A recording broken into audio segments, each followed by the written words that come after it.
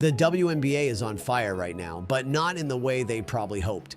Ticket sales are soaring, merch is flying off the shelves, ESPN is actually giving them primetime slots. But underneath all the celebration, there's a deep, uncomfortable truth that can't be ignored anymore.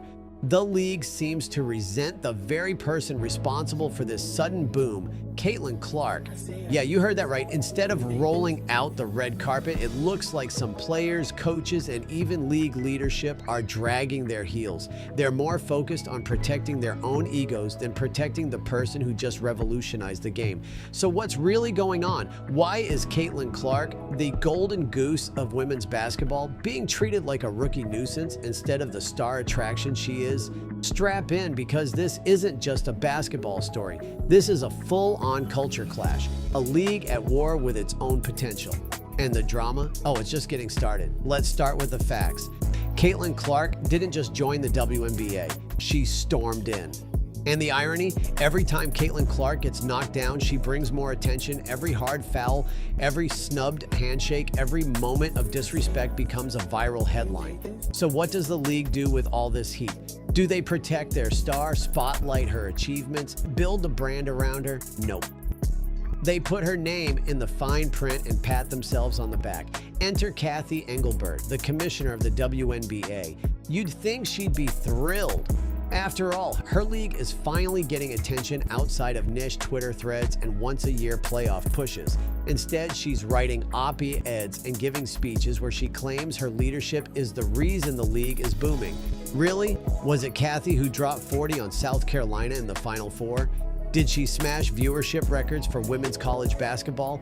Did she ignite a nationwide frenzy over WNBA jerseys? That was Clark, and everyone knows it. But if you read Engelbert's public statements, you'd think Caitlin was just some intern running Gatorade while the commissioner masterminded the entire operation. It's not just tone deaf, it's offensive. She's treating Caitlin Clark like an accessory to her three-pillar strategy, as if a player's once-in-a-generation impact can be planned in a boardroom and executed by a committee. This isn't a strategy. This is a miracle, and Engelbert is lucky to be standing anywhere near it. Let's do a thought experiment. What if Caitlin Clark never joined the WNBA? What if she stayed in college for another year, or retired altogether? What would the league look like then? Would ESPN still be airing regular season fever games? Would attendance be breaking records? Would 6,000 fans crash the team's phone lines trying to buy season tickets within days of a draft announcement? Of course not. The reality is simple. Take Clark out of the equation and this season becomes business as usual. A blip on the sports radar, a passion project for a dedicated few, not a national conversation. She's out here dropping phrases like strategic growth initiatives and accelerated fan engagement platforms. It's just as if she launched a marketing campaign, not rode a generational wave. Ma'am, please. You didn't start the fire, you just found yourself holding the torch. It'd be one thing if this was just an issue with the suits upstairs, but sadly it's not. There's a tension in the locker rooms, a resentment, a territorial vibe that suggests some players feel Clark didn't earn this spotlight. And it shows. Veteran players are throwing elbows like it's Game 7 of the NBA Finals. Some seem more focused on asserting dominance than winning games, and the vibe is clear. You're not welcome here, not unless you pay your dues. That's not just bad sportsmanship, that's bad business. Because love her or hate her, Caitlin Clark isn't the enemy. She's the rising tide lifting every boat in the league. TV deals, sponsorships, endorsements, even player salaries. All of it benefits from her presence. So why are they acting like she's a problem instead of a solution? The WNBA has always struggled with visibility. That's no secret. For decades, the league has operated on the fringes of mainstream sports. Despite having elite athletes, compelling rivalries, and incredible stories, it just couldn't break through. Why? Part of it is media coverage or the lack thereof. Part of it is a culture that still undervalues women's sports, but a big part, the league has never been great at marketing stars. In the NBA, players are brands. LeBron, Steph, Kolosai, Giannis. The WNBA, on the other hand, has often tried to promote the league itself over any individual player. That's a noble idea in theory, but in reality, stars sell tickets. And finally, they have a star who can do that. Who is doing that? So why are they still pushing this group project narrative? Caitlin Clark didn't just earn attention, she demanded it. And instead of letting her shine, the league is dimming the lights and handing out candles to everyone else. Let's talk about the physical toll. Caitlin Clark isn't just being challenged, she's being targeted. Game after game, she's hit, shoved, elbowed, dragged, and the refs, they're letting it slide like this is a WWE audition. This isn't grit, this is negligence. She's your LeBron, your Serena, your Steph Curry moment. She should be protected, not punished, shielded, not sacrificed. Instead, she's getting clobbered every night like she wandered onto an NFL practice field. And the message that sends, loud and clear, we don't value what you bring, we resent it. Let's make one thing crystal clear. Caitlin Clark is not just a player, she's an investment. The WNBA should be treating her like Apple treats the iPhone. You protect the brand, you build around it, you make sure it doesn't get scratched, dented, or dropped. But what are they doing instead? They're letting her get roughed up by players with an axe to grind and a chip on their shoulder. They're letting the media shape a narrative of rookie arrogance instead of rookie excellence. Or they're sitting back while the internet argues about whether she deserves the hype. The league should have squashed that debate on day one. Because when your entire season rides on one player, you don't leave anything to chance. You guard it like it's the nuclear codes. When Caitlin Clark entered the WNBA, she didn't just bring a jump shot, she brought a seismic shift. Her arrival wasn't just about basketball, it was a cultural jolt. She filled arenas during warm-ups. She drew national headlines before even dribbling in a professional game.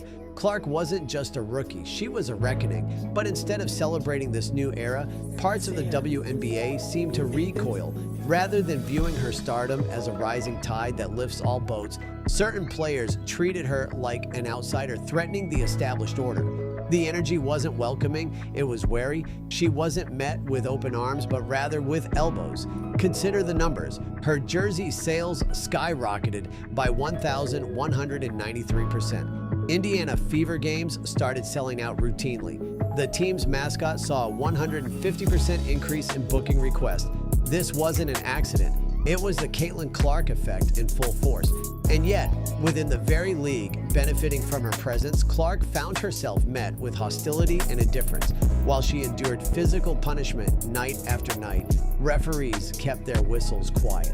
It was almost as if calling fouls on her behalf would signal favoritism. Meanwhile, the league cashed in on her name, her face, and her highlight reels, all without providing the protection or recognition she had earned. This isn't just unfortunate, it's indicative of a systemic flaw. The WNBA failed to embrace the cultural lightning bolt Clark represents. She didn't just show up to play, she showed up to transform. And the league seemed unsure whether to support that revolution or suppress it. Caitlin Clark isn't just playing in the WNBA, she's redefining it. Her presence isn't a ripple, it's a tidal wave. She's altered the landscape of women's sports, bringing in new fans, new media attention, and a level of buzz the league has never seen. The question is, will the WNBA ride this wave or drown in resistance to change? On one side, you have those clinging to the past, players, execs, and officials who view Clark's meteoric rise as a challenge to their legacy. On the other, you have the undeniable truth. Clark is the league's biggest asset, and she's done more to elevate its status in a few months than some have in years. And here's the uncomfortable reality. The WNBA didn't build Caitlin Clark. Her rise wasn't orchestrated by marketing departments or front office strategies. It was raw, organic, and driven by undeniable talent and charisma. She ignited fandom in college gyms, not in WNBA arenas.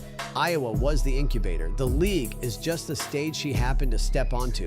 Yet WNBA Commissioner Cathy Engelbert has tried to paint herself as the mastermind behind the league's newfound success. She's paraded around media outlets, touting strategic initiatives and growth pillars as the reasons behind surging interest. But Engelbert didn't light this fire, Clark did. Engelbert even penned an article that mentioned Clark as a mere footnote, listing other rookies as equally impactful.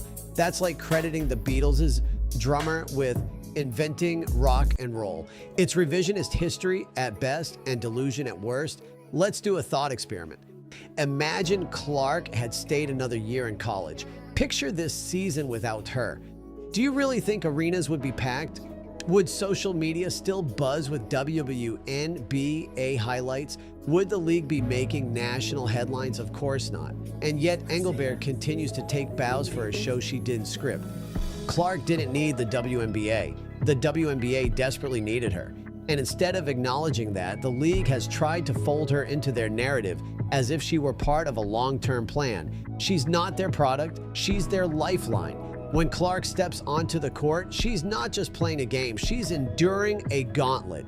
Every matchup becomes an ordeal. She's absorbing hard fouls, elbows, and body checks that border on malicious, while officials look the other way. What would be called assault in other games is brushed off as physical play when it happens to Clark. The WNBA's silence on this isn't just suspicious, it's dangerous. Clark is the league's brightest light, its most visible figure, and yet she's being subjected to a level of physical punishment that borders on reckless. Where's the league's voice? Where's the accountability? Rather than being honored for the momentum she brings, Clark's being tested, physically, mentally, and emotionally. Her welcome gift to the league has been a target on her back.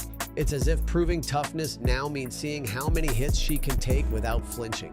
And while she gets battered, the league reaps every benefit of her fame. Engelbert continues her media rounds, talking about building a brand and engaging audiences, but she can't even guarantee Clark's basic safety on the court. The disconnect is staggering. You can't sell someone as the future of your league while letting them get bulldozed in the present.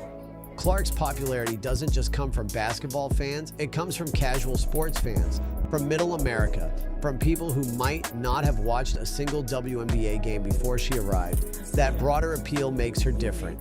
And in some corners of the league, different is seen as dangerous. There's been whispering, coded language, and even public shade. She's been called overhyped. Critics dismiss her as just a shooter. Others insinuate that her fame is more about race and marketing than merit. These aren't just offhand comments, they're indicators of a cultural divide. It's as if some believe that acknowledging Clark's impact means erasing their own, that celebrating her somehow devalues the contributions of veterans who've fought for visibility and respect. But this isn't a zero-sum game. Clark's rise doesn't diminish the past, it builds on it. It opens doors that were previously shut, and that should be cause for celebration, not suspicion. Instead, we're seeing resentment masquerading as critique. We're seeing a reluctance to share the spotlight, even as that spotlight grows brighter because of Clark's presence. And at the core of this clash is a question the league must answer. Is the WNBA truly ready to grow, or is it only comfortable with evolving on its own terms? Clark didn't ask to be the face of this cultural reckoning, but here she is. Every move she makes, every foul she takes becomes a proxy battle over who owns the future of women's basketball, and the league's inability or unwillingness to protect her from targeted hostility sends a message whether it intends to or not. This culture clash isn't going away. If anything,